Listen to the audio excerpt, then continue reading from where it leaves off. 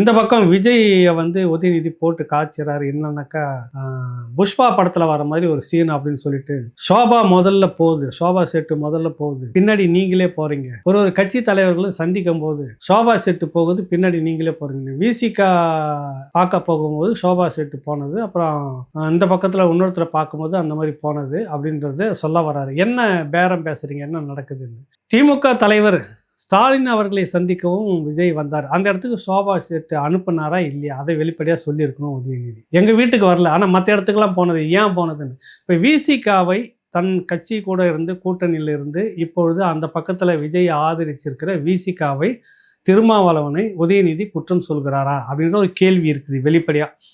ஆமாம் அப்படின்னா புஷ்பா படத்தில் மாதிரி முன்னாடி சோபா செட்டுக்குள்ளே என்ன இருந்துச்சு, அதுதான் கேள்வி. ஏதாவது ஸ்வீட் பாக்ஸ் இருந்திருக்கலான்னு உதயநிதி சொல்கிறாரு. அதுக்கு திருமாவளவன் அவர்கள் தான் பதில் சொல்லணும். ஆக இந்த மாதிரியான கலாய்ப்பு விஷயங்கள்லாம் உள்ளே ஓடி இருக்கு. எதுக்குமே இறங்கி அடிக்கல விஜய். நிறைய பேசுறதுன்னா அவருக்கான வாய்ப்பு நிறைய இருந்திருக்கு. இதை விட 2 மடங்கு பண்ணிட்டு பேசியிருக்கலாம். இந்த ரீல்ஸாக போட்டு ஓட்டுற மாதிரி இல்லாமல் ரியலாக கட்சியை நடத்துங்க, ஆட்சியை நடத்துங்க அப்படின்லாம் சொல்கிறாரு வர உதயநிதி. பதிலுக்கு உடனே என்ன பேசியிருக்கலாம் தெரியுமா? இரவு 12 மணி வரைக்கும் உட்காந்துட்டு ரீல்ஸுக்கு பதில் போடுறது நாங்கள் இல்லை அப்படின்னு ஒரு சொல்லியிருக்கணும் விஜய். எங்க இதான் பதிலடி. ஏன் சொல்லாம விட்டாருன்னு தெரியல அவருக்கு. உண்மையிலேயே மழையில் நனைஞ்ச கோழி மாதிரி அப்படியே உட்காந்துட்டே இருக்கிறார், கம்முன்னு உட்காந்துட்டு இருக்கிறார். எவ்வளோ விஷயம் இறங்கி ஆடுறதுக்கு இன்னைக்கு கிடைச்சது. கடந்த ஆட்சியில் அந்த பார்த்தீங்கன்னாக்கா உங்களுக்கு அந்த 91 96 அந்த காலகட்டத்தில் இப்போ நினைக்கிறேன் மைனாரிட்டியாக தான் திமுக இருந்தது. தமிழ் மாநில காங்கிரஸினுடைய சப்போர்ட்டில் இருந்துகிட்டு இருந்தது. செல்வி ஜெயலலிதா உள்ளிட்ட எல்லோருமே மைனாரிட்டி திமுக அரசு அப்படின்னு தான் ஆரம்பிப்பாங்க. ஒரு கட்டத்தில் கருணாநிதி ஆமாம் நாங்கள் மைனாரிட்டிகளுக்கான அரசு தான், இது மைனாரிட்டிகளுடைய பாதுகாப்புக்காக இருக்கும் அப்படின்னாங்க. இப்போ மைனாரிட்டிகள்னால் இஸ்லாமியர்களும் கிறிஸ்தவர்களும் முன் இருக்கக்கூடிய சிறுபான்மை மக்களும் அவங்களுக்கான பாதுகாப்பு அரசு.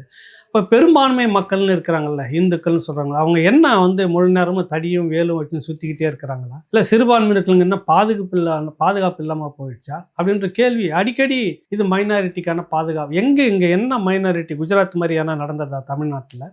நீங்கள் என்ன பாதுகாத்துட்டீங்க கேள்வி அன்றைக்குமே இருந்தது. அதை தான் இன்றைக்கும் வந்து இவர் சொல்கிறார். இந்த இதில் வந்துட்டு இது மைனாரிட்டிக்கான அரசு விஜய் தரப்பில் சொல்கிறாரு. கடைசியாக வந்து பேசும்போது இது வந்து மைனாரிட்டிக்கான அரசு, நாங்கள் மைனாரிட்டியாக தான் இருக்கிறோம். கருணாநிதி அன்று சொன்ன அதே பதிலை விஜய் என்று சொன்னார். உருப்படியாக அது ஒன்று செய்துட்டார்.